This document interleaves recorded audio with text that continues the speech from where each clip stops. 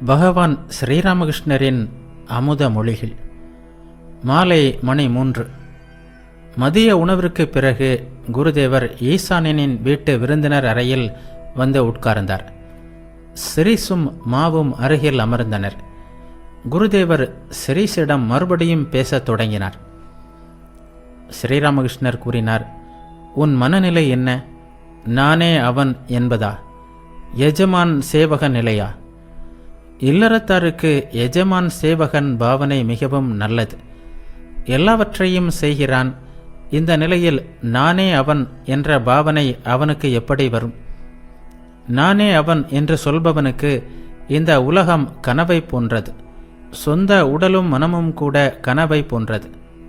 அவனுடைய நான் உணர்வு கூட கனவு போன்றதுதான். மொத்தத்தில் அவனால் அன்றாட கடமைகளை செய்ய முடியாது. ஆகவே சேவக பாவனை, தாச பாவனை மிகவும் நல்லது. அனுமனிடம் சேவக பாவனை இருந்தது.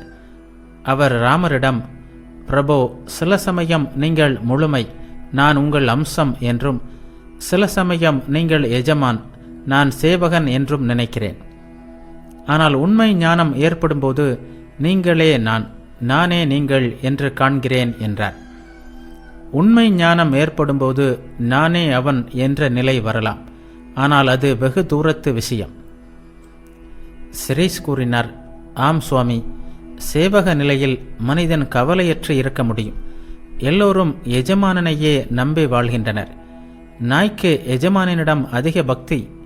ஆகவே அது தன் எஜமானனை நம்பிக்கொண்டு கவலையற்று இருக்கிறது. ஸ்ரீராமகிருஷ்ணர் கூறினார், நல்லது. உனக்கு உருவக் கடவுளை பிடித்திருக்கிறதா, அருவக் கடவுளை பிடித்திருக்கிறதா? விஷயம் என்ன தெரியுமா? யார் உருவமற்றவரோ அவரே உருவம் உடையவர். பக்தர்களுக்கு அவர் உருவம் உடையவராக காட்சி தருகிறார். கங்கு கரையற்ற கடல் போல் பறந்து விரிந்து கிடக்கிறது கடல். அந்த தண்ணீர் சில இடங்களில் பனிக்கட்டியாகிறது. இதற்கு காரணம் அதிக குளிர்ச்சி. அதுபோல் பக்தியின் குளிர்ச்சியால் உருவக்கடவுளின் தரிசனம் உண்டாகிறது. சூரியன் உதித்ததும் பனிக்கட்டி கரைகிறது. முன்பு போல் தண்ணீராகி விடுகிறது. ஞான நிறையில், ஆராய்ச்சி நிறையில் செல்பவன் உருவத்தை காண்பதில்லை. அங்கே உருவமற்ற நிலை. ஞான சூரியன் உதித்ததும் உருவமாகிய பனி உருகிவிடுகிறது. ஆனால் ஒரு விஷயம், அருவம் யாருடையதோ அவருடையதுதான் உருவமும். மாலை பொழுது நெருங்கிக் கொண்டிருந்தது. குருதேவர் எழுந்தார். அவர் தட்சிணேஸ்வரம் திரும்ப வேண்டும். விருந்தினர் அறைக்கு தெற்கே உள்ள வராந்தாவில் நின்று கொண்டு ஈசானுடன் பேசிக் கொண்டிருந்தார். அப்போது ஒருவர், தெய்வநாமத்தை உச்சரித்தால் எப்போதும் பலன் கிடைக்கும் என்று சொல்லிவிட முடியாது என்றார். ஈசான் கூறினார், இது என்ன பேச்சு?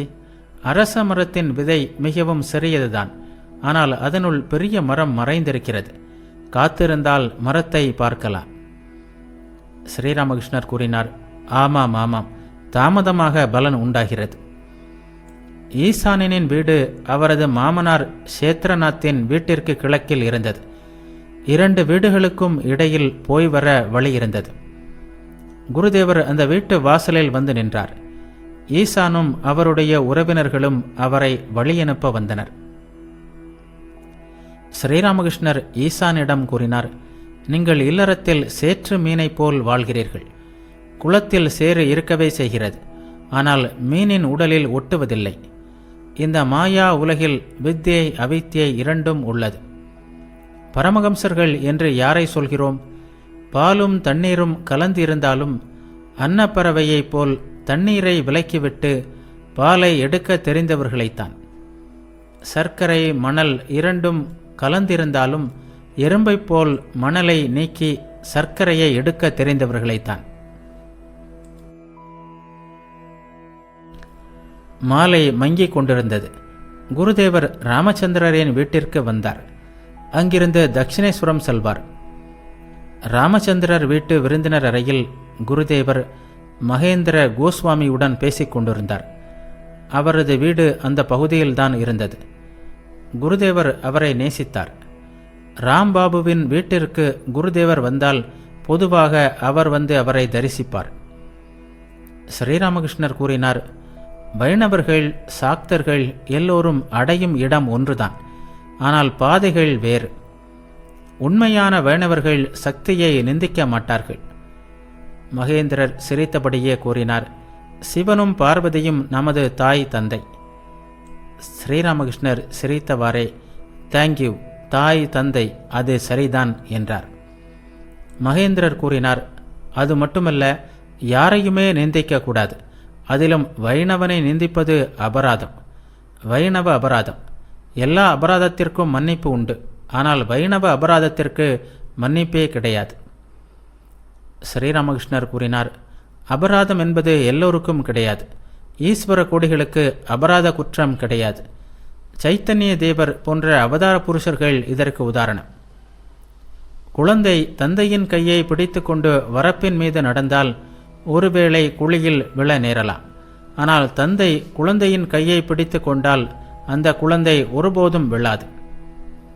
நான் தேவியிடம் சுத்த பக்தியை கேட்டேன். அம்மா, இதோ உன் தர்மம் எடுத்துக்கொள், இதோ உன் அதர்மம் எடுத்துக்கொள், எனக்கு சுத்த பக்தியை கொடு. இதோ உனது சுத்தம் எடுத்துக்கொள், இதோ உனது அசுத்தம் எடுத்துக்கொள், எனக்கு சுத்த பக்தியை கொடு. அம்மா, இதோ உன் பாவம் எடுத்துக்கொள், இதோ உன் புண்ணியம் எடுத்துக்கொள், எனக்கு சுத்த பக்தியை கொடு என்று பிரார்த்தித்தேன். ஸ்ரீராமகிருஷ்ணர் கூறினார், எல்லா மதங்களையும் வணங்கு, ஆனால் நிஷ்டா பக்தி ஒன்று உண்டு.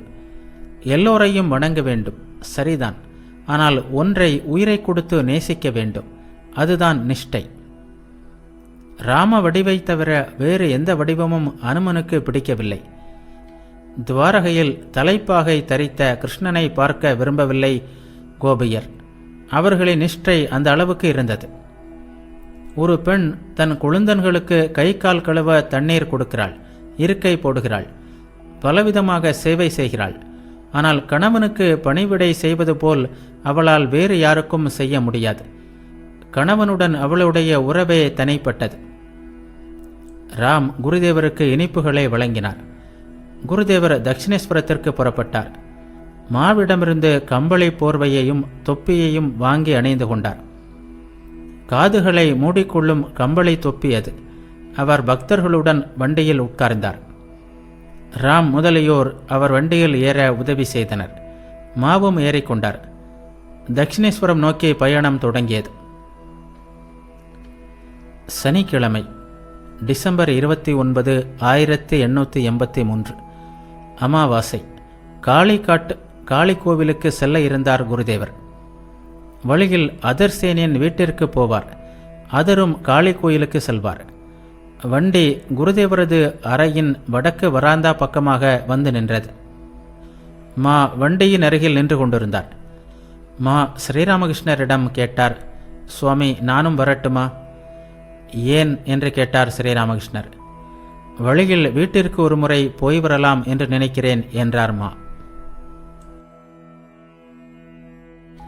ஸ்ரீராமகிருஷ்ணர் சிறிது யோசித்துவிட்டு, இப்போது போக வேண்டுமா?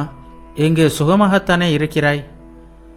மா கொஞ்ச நேரம் வீட்டிற்கு சென்று வர விரும்பினார். ஆனால் குருதேவர் அதற்கு இணங்கவில்லை. பிற்பகல் சுமார் 1 மணிக்கு தட்சிணேஸ்வர கோவிலிலிருந்து வண்டி புறப்பட்டது. ஞாயிறு, டிசம்பர் 30, 1883. தட்சிணேஸ்வர கோவிலில் மரத்தடியில் மா தனிமையில் நடந்து கொண்டிருந்தார். மாலை 3 மணி. ஒரு பக்தர் அங்கே வந்து மாவிடம் குருதேவர் அழைப்பதாக கூறினார். குருதேவர் பக்தர்களுடன் தமது அறையில் உட்கார்ந்திருந்தார். மா அவரை வணங்கிய பின் பக்தர்களுடன் கீழே உட்கார்ந்தார். கல்கத்தாவிலிருந்து ராம், கேதார் முதலிய பக்தர்கள் வந்திருந்தனர். வேதாந்தவாதியான துறவி ஒருவரும் அவர்களுடன் வந்திருந்தார்.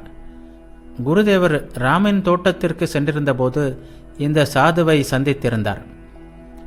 ஒரு மரத்தடியில் தனிமையில் ஒரு கட்டிலில் இந்த சாது இருந்தார். குருதேவரின் விருப்பப்படி ராம் அவரை தட்சிணேஸ்வரத்திற்கு அழைத்து வந்திருந்தார். சாதுவும் குருதேவரை பார்க்க ஆவல் கொண்டிருந்தார். குருதேவர் கட்டிலின் மீது தமக்கு அருகில் அந்த சாதுவை உட்கார வைத்துக்கொண்டு அவருடன் ஆனந்தமாக பேசிக் கொண்டிருந்தார். பேச்சு ஹிந்தியில் நடைபெற்றது. ஸ்ரீராமகிருஷ்ணர் கூறினார், இவைகளையெல்லாம் பற்றி என்ன நினைக்கிறீர்கள்? எல்லாம் கனவு போன்றவை என்றார் சாது. குருதேவர் கூறினார், பிரம்மம் உண்மை, உலகம் உண்மையற்றது, அப்படித்தானே? நல்லது. பிரம்மம் எப்படிப்பட்டது? சாது கூறினார், ஒலியே பிரம்மம், அதாவது அநாகத துவனி. ஸ்ரீராமகிருஷ்ணர் கூறினார், ஆனால் அந்த ஒலி சுட்டிக்காட்டுகின்ற ஒருவர் இருக்க வேண்டுமல்லவா? என்ன சொல்கிறீர்கள்? சாது கூறினார், சுட்டிக்காட்டப்படுவதும் அதுதான், சுட்டிக்காட்டுவதும் அதுதான். அதை கேட்டபடியே குருதேவர் சமாதியில் ஆழ்ந்தார். ஆடாமல் அசையாமல் சித்திர பதுமை போல் அமர்ந்திருந்தார். சாதுவும் பக்தர்களும் வியப்புடன் குருதேவரின் அந்த சமாதி நிலையை பார்த்து கொண்டிருந்தனர். இதோ பாருங்கள், இதைத்தான் சமாதி என்று கூறுகின்றனர் என்று சாதுவிடம் கேதார் கூறினார். சாது சாஸ்திரத்தில் மட்டுமே சமாதியை பற்றி படித்திருந்தார், ஒருபோதும் பார்த்ததில்லை. குருதேவர் மெல்ல மெல்ல புற உணர்வை பெற்றார். தேவியிடம் பேசினார், அம்மா, நான் சாதாரண நிலையில் இருக்க வேண்டும், புற உணர்வை இழக்கும்படி செய்யாதே. சாதுவுடன் சச்சிதானந்தத்தை பற்றி பேசி ஆனந்தமடைய விரும்புகிறேன் என்றார். குருதேவரின் நிலைமையையும் பேச்சையும் கேட்ட சாது பெரிதும் வியப்புற்றார். சாதுவிடம் குருதேவர் கூறினார், நானே அவன் என்பதை விட்டுவிடுங்கள். இப்போது நான் நீ என்ற பாவனையில் மகிழ்ந்திருங்கள். நான் நீ என்பது இருக்கும் வரை தேவியும் இருக்கிறாள். வா, அன்னையுடன் ஆனந்தமாக இருப்போம் என்கிறாரா குருதேவர்? சிறிது நேரத்திற்கு பிறகு குருதேவர் பஞ்சவடியில் நடந்து கொண்டிருந்தார். ராம், கேதார், மா முதலியோரும் உடன் இருந்தனர். ஸ்ரீராமகிருஷ்ணர் சிரித்தவாறே, அந்த சாதுவை பற்றி என்ன நினைக்கிறாய் என்று கேதாரிடம் கேட்டார். கேதார் கூறினார், வரட்டு ஞானம். பானைதான் அடுப்பின் மீது வைக்கப்பட்டுள்ளது, ஆனால் அதில் இன்னும் அரிசி போடப்படவில்லை. ஸ்ரீராமகிருஷ்ணர் கூறினார், அது உண்மைதான், ஆனால் அவர் ஒரு துறவி. யார் இல்லறத்தை துறந்திருக்கிறாரோ அவர் அதிகம் முன்னேறியிருக்கிறார். இந்த சாது ஒரு பிரவர்த்தகர். இறைவனை அடையாமல் எந்த பயனும் இல்லை. இறையன்பில் பித்து பிடித்தவனாகும்போது வேறு எதுவும் இன்பம் அளிப்பதில்லை. அப்போது அருளுருவான ஷியாமா அன்னையை நெஞ்சே ஆர்வம் பெருகிட உள்ளே வைத்து பேணுவாய். குருதேவரின் பாவனைக்கு ஏற்ப கேதார் ஒரு பாடலை பாடினார். என் மன கருத்தினை எப்படி சொல்வேன் நண்பனே, பேசிட தடையென்றோ உள்ளது. என் மன வேதனை அறிந்திடும் நண்பன் இல்லையேல் எப்படி நான் உயிர் வாழ்வேன்? குருதேவர் அறைக்கு திரும்பினார். 4 மணி. காளி கோவில் திறக்கப்பட்டது. குருதேவர் சாதுவுடன் காளி கோவிலுக்கு சென்றார். மாவும் சென்றார். கோவிலுக்குள் சென்றதும் அவர் தேவியை பக்தியுடன் வணங்கினார். சாதுவும் கூப்பிய கரங்களுடன் தலை தாழ்த்தி மீண்டும் மீண்டும் தேவியை வணங்கினார். ஸ்ரீராமகிருஷ்ணர் கேட்டார், சுவாமி தரிசனம் எப்படி இருந்தது? சாது பக்தியுடன் கூறினார், காளி மகாதேவி அவள். ஸ்ரீராமகிருஷ்ணர் கூறினார், காளியும் பிரம்மமும் வேறு இல்லை, அப்படித்தானே? சாது கூறினார், மனம் புறநோக்குடன் இருக்கும் வரை காளியை ஒப்புக்கொள்ளத்தான் வேண்டும். நன்மை தீமை வேண்டுதல் வேண்டாமை எல்லாமே இருக்கத்தான் செய்யும். இதோ பாருங்கள், நாம ரூபம் எல்லாம் வெறும் தோற்றம்தான். ஆனாலும் என் மனம் புறமுகமாக இருக்கும் வரை நான் பெண்ணை விலக்கியே தீர வேண்டும். இதனை அறிவுறுத்தத்தான் இது நல்லது இது கெட்டது என்ற உபதேசம் உள்ளது. இல்லையென்றால் வழி தவறி விடுவோம். பேசிக்கொண்டே குருதேவர் சாதுவுடன் அறையை அடைந்தார். ஸ்ரீராமகிருஷ்ணர் மாவிடம் கூறினார், கவனித்தாயா? சாது கோவிலில் தேவியை வணங்கினார். ஆம் சுவாமி என்றார் மா. திங்கள் டிசம்பர் 31, 1883 மாலை 4 மணி. பலராம், மா, ராக்கால், லாட்டு, ஹரிஷ் முதலான பக்தர்களுடன் குருதேவர் அறையில் அமர்ந்திருந்தார். குருதேவர் மாவையும் பலராமையும் பார்த்து கூறினார், ஹலதாரியிடம் ஞானியின் இயல்பு இருந்தது. அத்தியாத்ம ராமாயணம், உபனிஷதம் இவற்றையெல்லாம் இரவு பகலாக படிப்பார். உருவக்கடவுள் என்ற வார்த்தையை கேட்டாலே முகம் சுளிப்பார். ஒருமுறை நான் பிச்சைக்காரர்களின் எச்சில் இலையிலிருந்து கொஞ்சம் சாப்பிட்ட போது அவர், இப்படி செய்கிறாயே, எப்படி உன் குழந்தைகளுக்கு திருமணம் நடக்கும் என்று கேட்டார். உடனே நான், போயா போக்கிரி, எனக்காவது குழந்தைகள் பிறப்பதாவது? கீதையும் வேதாந்தமும் படிக்கும் உமது வாயில் நெருப்புதான் வைக்க வேண்டும் என்று கூறிவிட்டேன். பாருங்களேன், ஒரு பக்கம் உலகம் போய் என்கிறார், அங்கே விஷ்ணு கோவிலில் சென்று மூக்கை பிடித்து கொண்டு தியானமும் செய்கிறார். பொழுது சாய்ந்து விட்டது. பலராம் முதலிய பக்தர்கள் கல்கத்தாவிற்கு கிளம்பினர். குருதேவர் தேவியை தியானம் செய்யலானார். சிறிது நேரத்தில் கோவிலில் ஆரத்திக்கான இனிய நாதங்கள் எழுந்தன. இரவு 8 மணி. குருதேவர் பரவச நிலையில் இருந்தபடியே இனிய குரலில் தேவியுடன் பேசிக் கொண்டிருந்தார். மா அருகே தரையில் உட்கார்ந்து கேட்டுக்கொண்டிருந்தார். ஹரி ஓம், ஹரி ஓம், ஹரி ஓம் என்று இனிய குரலில் ஓதிவிட்டு தேவியிடம் பேச ஆரம்பித்தார் குருதேவர். அம்மா, என் தாயே, பிரம்மஞானத்தை கொடுத்து நான் புற உணர்வை இழக்கும்படி செய்யாதே. எனக்கு பிரம்மஞானம் வேண்டாம். நான் ஆனந்தமாக இருக்க விரும்புகிறேன். வேடிக்கையும் விளையாட்டுமாக இருக்க விரும்புகிறேன். அம்மா, எனக்கு வேதாந்தம் தெரியாது. தெரிந்து கொள்ளவும் நான் விரும்பவில்லை. உன்னை அடைந்தால் வேதம், வேதாந்தம் எல்லாம் எவ்வளவு சாதாரணமானவையாக ஆகிவிடுகின்றன. கிருஷ்ணா, நான் சொல்கிறேன், சாப்பிடப்பா, எடுத்துக்கொள். குழந்தாய் கிருஷ்ணா, என் அருமை செல்வமே, உன்னிடம் சொல்கிறேனப்பா, எனக்காக நீ மனித உடல் எடுத்து வந்திருக்கிறாய் என்றார் குருதேவர்.